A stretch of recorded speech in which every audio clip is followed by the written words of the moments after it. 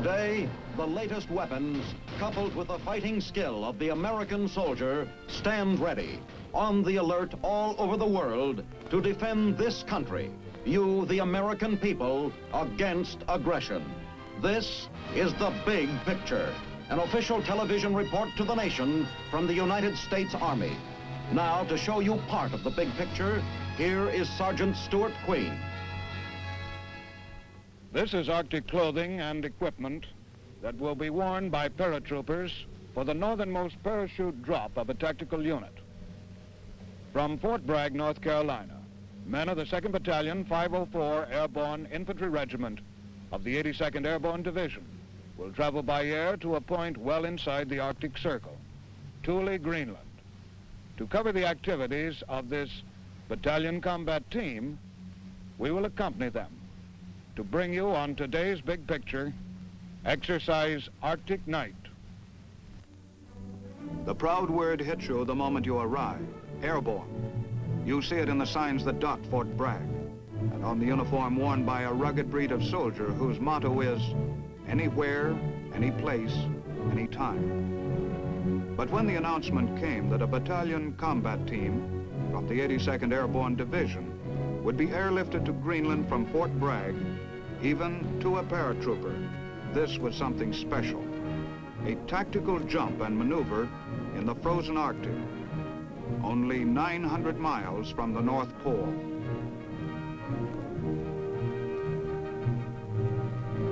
Weeks before the departure, Arctic clothing was issued to each man. And if a trooper needed help in adjusting a ski strap, well, there was always an understanding buddy to lend a hand.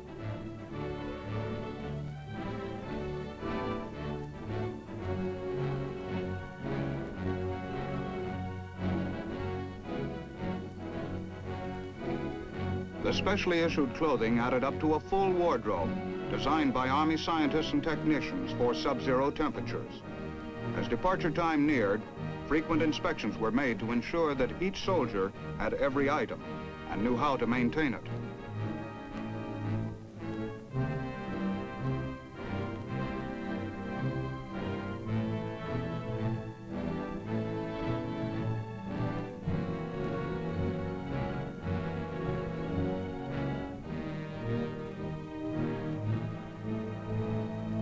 A big enemy up north is frostbite. That's why Arctic mittens practically become part of your skin. You just seldom take them off. And this kind won't slow up a trigger finger either. From head to toe, from pile caps and fur-lined hoods to bare-paw snowshoes, the paratroopers have the clothes for the move toward the North Pole.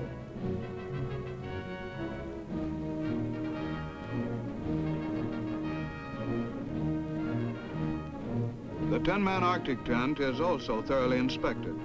Has it been set up properly, strictly according to the manual? And how about the Yukon stove? Chimney, door, valve, rubber tubing, everything is checked. Everything has to work right. If not, well, the Greenland weather can be mighty mean.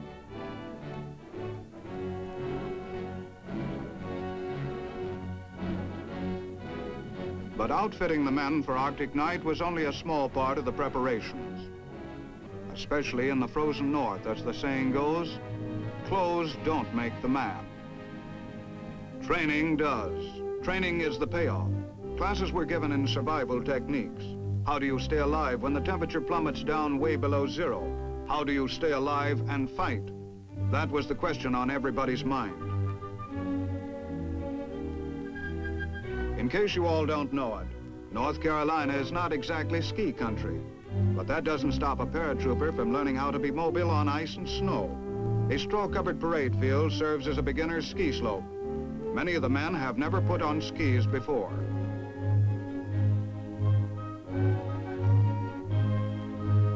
The date of departure draws closer. Training activities are stepped up. The sun is warm in Carolina, but the men are learning how to live with cold as they drill again and again in setting up tents.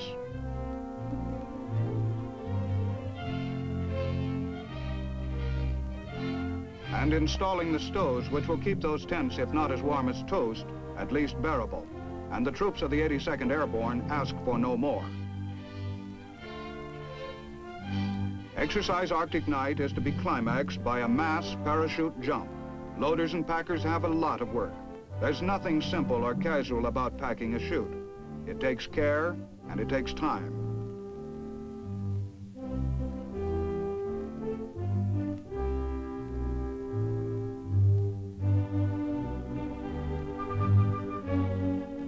Since airdrops represent the only method of bringing in supplies quickly to an Arctic combat unit, many cargo chutes have to be made ready, along with those which will guide the troopers themselves safely down to earth. Finally, after 2 months of extensive cold weather training at Fort Bragg, the unit was ready. On Saturday of the last weekend before the move, the commanding general of the 82nd Airborne and other high-ranking officers inspected the Arctic suited men.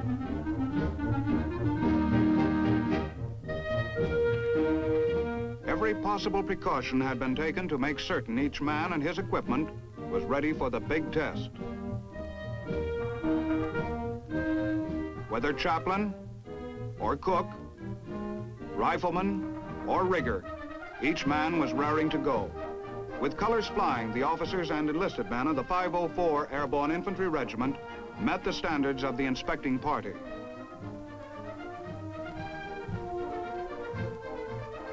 Then a pass in review.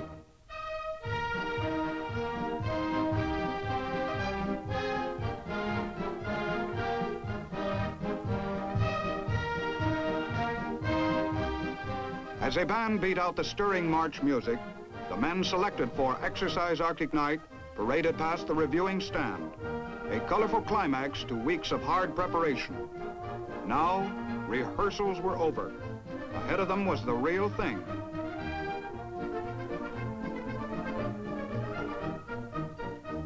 But there was still a last Sunday at Fort Bragg. Men like Battalion Sergeant Major W.J. Lewis took their families to church services as usual.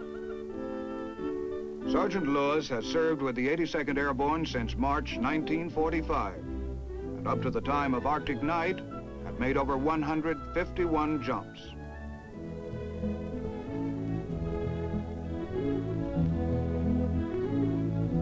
At church services, he sees a lot of his buddies. On duty or off, airborne soldiers tend to stick together.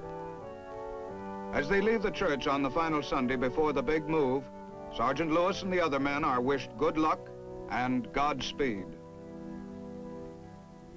The morning of departure day.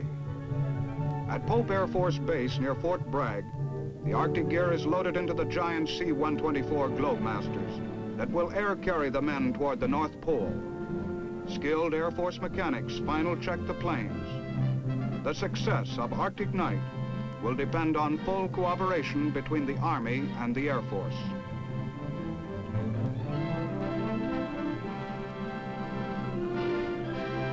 In the briefing room, pilots receive last-minute information on flight conditions. Our operations portion of the briefing. We'll now have Captain Bergen, a group navigator, cover our routes. Captain Bergen.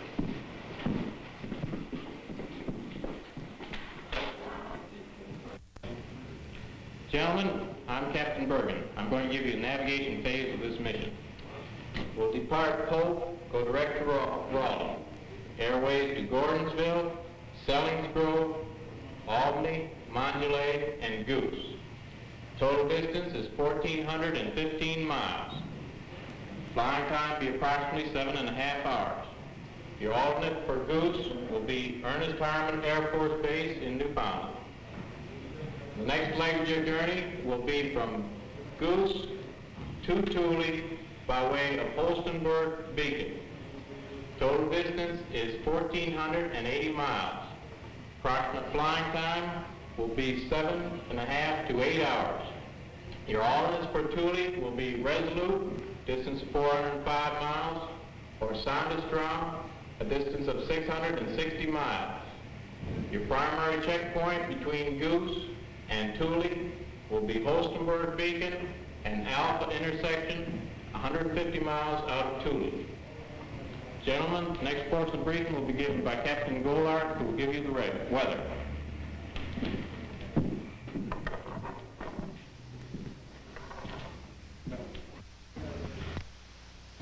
Departing Pope, the ceilings will be 1,000 to 2,000 feet. We'll encounter a little lower ceilings in this region here, and the ceilings will be 1,000 to 2,000 feet the rest of the way. The terminals, Goose, will be 3,000 broken, 10 miles. Wind 250 at 20 with gusts to 30. Temporarily, there will be 3,000 broken and 2 miles in blowing snow. The tops of the clouds in the vicinity of Goose will be 4,000, except intermittently 8,000 in scattered regions around Goose. Harmon, the alternate, 2,000 broken, 6 miles, wind 270 at 20 with gusts to 35.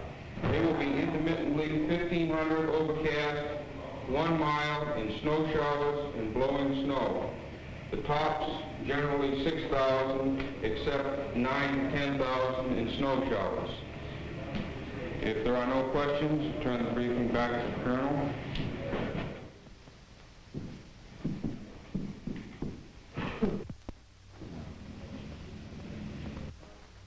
Do we have any questions on this briefing? No further questions. The briefing is dismissed.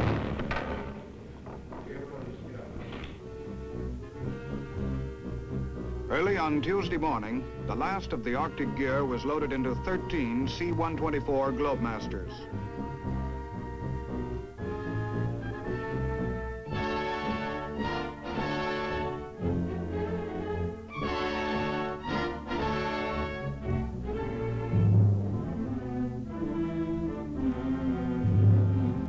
Then the 2nd Battalion boarded the planes, along with attached units of the 82nd Airborne Division pathfinders, medics, engineers, and parachute maintenance personnel.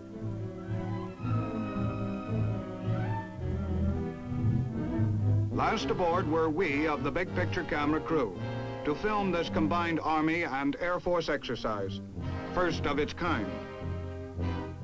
Loading hatches swing shut. The first leg of the journey to Goose Bay, Labrador, is about to begin. Hope Air Force Base resounds with the thunderous engine noises of the Globemasters. And then, one after another, every half hour, the powerful 4-engine planes roar down the runway and arch into the skies, as those left behind wish they could be airborne too.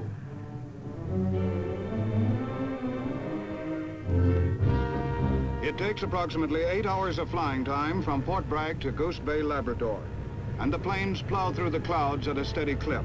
Right on schedule, the planes nose down on the strip at Goose Air Base.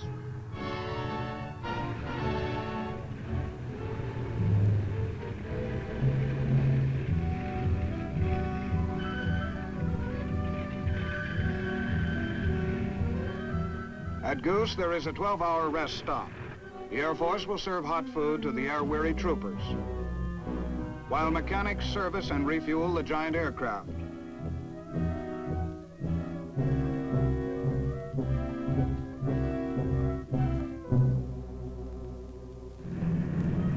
Then, in the air again, for the final 8-hour leg of the journey to Thule Air Base.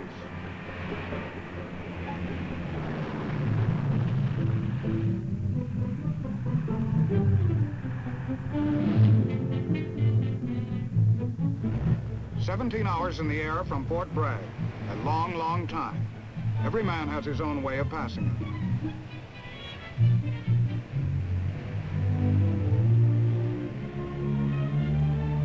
Up front, some see what the pilot sees, and the time and the miles move past. Some just sit and watch the world go by, and Thule gets closer and closer. Yes, 17 hours in the air is a long, long time. But sooner or later, the pilot edges the huge plane down from the skies, and the 3,500-mile journey from Bragg to Thule is over. Close to a sign specially made for the occasion, the Globemasters roll to a stop. In a smooth, fast-moving operation, the planes are unloaded.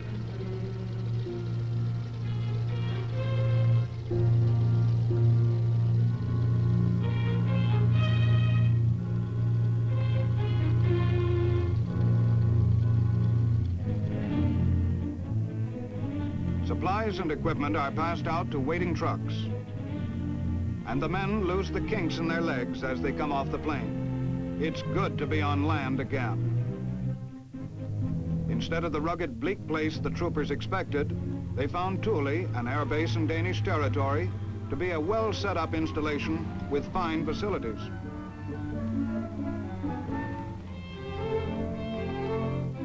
It didn't take the troopers long to get organized and to explore these facilities.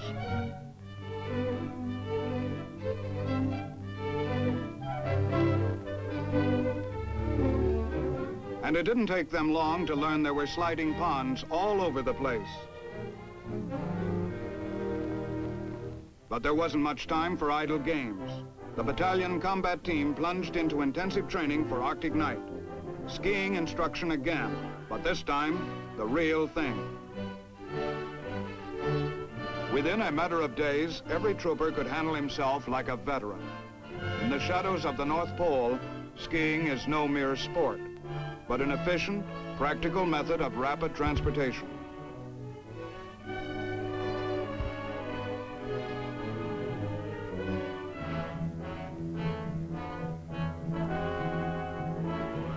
Soon afterwards, the paratroopers of the 82nd Airborne moved into the Arctic wastelands several miles from Thule. Here they were to take part in a 30-hour training phase, a preview of Excersise Arctic Night. The big picture camera crew, Lieutenant Jack Armstrong, Specialist Charles Kyle, and Private Don Wolf, followed right along.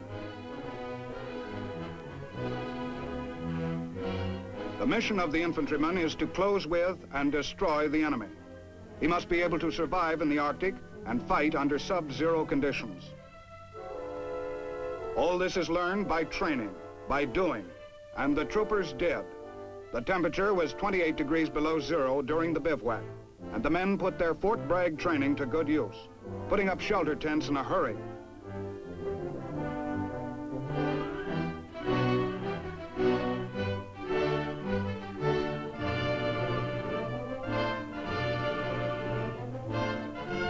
Once the hexagonal tent was up, the Yukon stove was deftly put together, and before long, the tent was a haven of warmth in a cold, cold world. But tents and stoves may not be available in actual combat. That's why the troopers learned how to take shelter in frigid ice caves and spent the night in self-built igloos. With axes, saws, and chisels, they attacked the hard-crusted snow.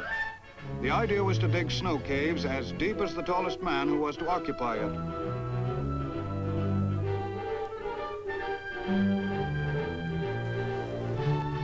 It was hard work.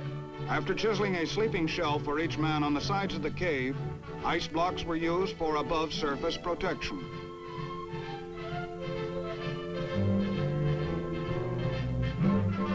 It was not only hard work, now and then a hard fall.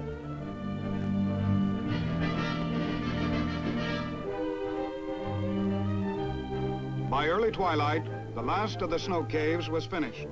A chill wind blasted the hillside as the men of the 2nd Battalion buttoned in for the night.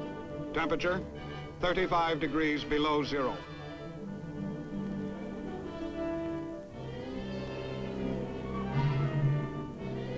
The next morning, the troopers came out, none the worse for wear. The only heat in the caves had been furnished by candles or small burners and body heat.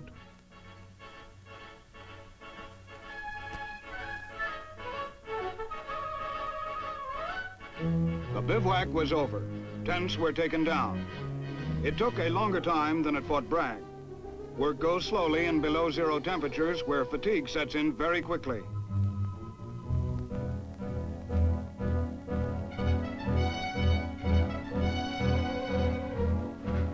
The men broke camp and reassembled for the forced march back to Thule.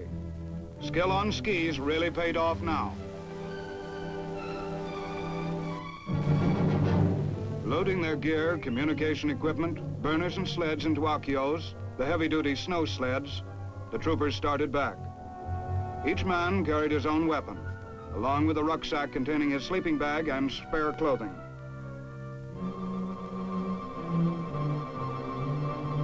Although several Akios were towed by Army snow weasels, Most of the sleds were pushed across the polar terrain to Thule by hard-breathing troopers working in teams. It was a test of endurance, but still just a preliminary for the big one to come after a brief weekend rest at Thule. Civilized living again. On Sunday, there were religious services in a chapel, pleasing to the eye and restful to the spirit.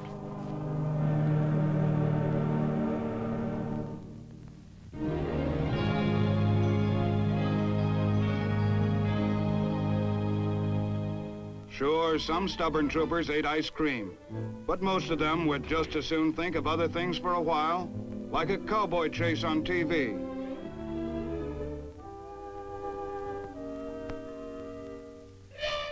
A jam session, or maybe a letter home. Using the magic of radio communication, some troopers even phoned home. The weekend was over.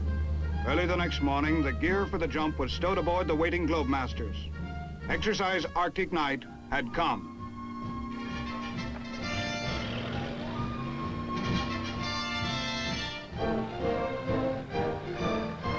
Arctic Night was designed to provide training under actual Arctic conditions. Commanders and key staff officers were briefed by the maneuver directors in a joint Air Force-Army meeting at Thule. Now, final arrangements were confirmed for the troop movement. Fighter support, drop interval, resupply, combat intelligence, and every other foreseeable factor. Not far away, another briefing. The Pathfinders, who lead the way into the drop zone, are given final instructions. Plans for assembling and recovering equipment on the ground are firmed up. The briefing over, each man goes aboard with his own gear. The time is 5 a.m. Dawn was still breaking as the paratroopers of the 82nd Airborne Division dropped on to an iced-over bay near Thule, in the largest tactical drop ever made this far north, less than 900 miles from the North Pole. The Pathfinders were the first to land. And minutes later, when the main wave of Globemasters arrived over the drop zone, the 40-degree below air was full of silk.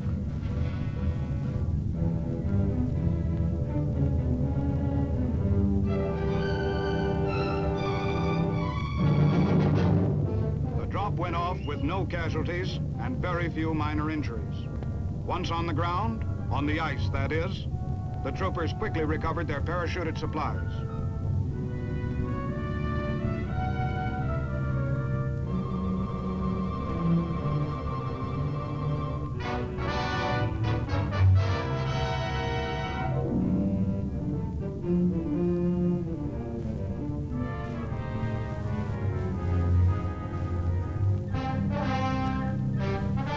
The jump is only the beginning.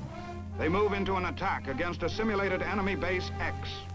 All the training at Fort Bragg, all the 2 weeks of rugged duty at Thule, pays off for the men as the miles of freezing polar surface move past under their feet. Not always are they on their feet. Sometimes they hit the ice as the simulated enemy fires back. Equipment is put through a rough test. Observers make note of the effect of the extreme cold on the troopers' weapons.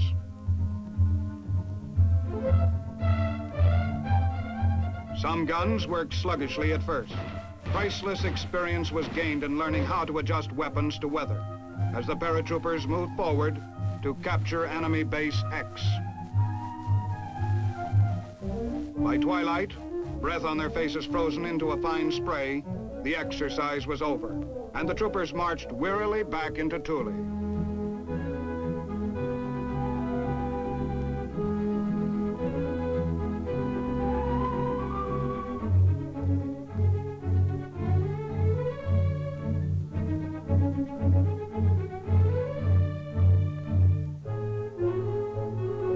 Nothing can replace the wonderful feeling of leaving the cold to enter a heated barracks again.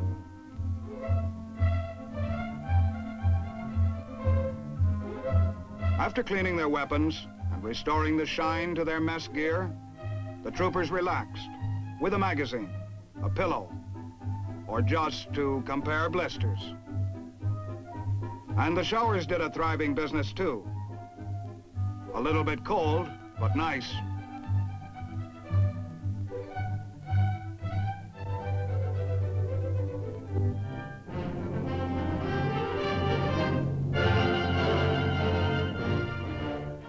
The next day, Sergeant Lewis, with his buddies of Arctic Night, received the traditional Blue Nose Certificate for Arctic service from Lieutenant General Glenn O'Barkus, Commander-in-Chief, United States Northeast Command. Then a detailed critique, a review of the important lessons of Arctic Night, before the Globemasters went aloft again for the trip back to Bragg. Yes, that proud trooper motto, anywhere, any place, any time, had proven itself. No wonder morale was as high as the planes, heading them south toward home.